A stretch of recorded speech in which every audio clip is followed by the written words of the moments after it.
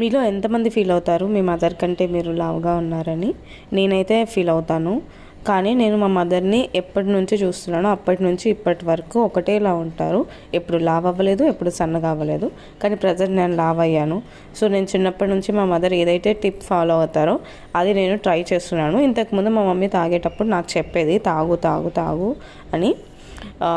ఎప్పుడంటే నేను లావు అయిన తర్వాత.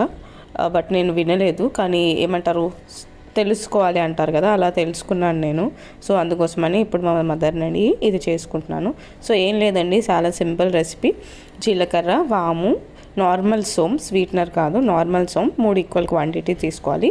ప్యాన్లో డ్రై రోస్ట్ చేసుకున్న తర్వాత కొంచెం వేడి తగ్గేలాగా పెట్టుకోవాలి. సో నేను అలా పెట్టుకున్నాను. అండ్ పట్టిక బెల్లం అంటారో మిశ్రీ అంటారో, మేమైతే మిశ్రీ అంటాము. సో మిశ్రీ తీసుకున్నాను నేను. లేదు మీకు మిశ్రీ వద్దనుకుంటే ఆఫ్టర్ దీన్ని 1 బాయిల్ అయిన తర్వాత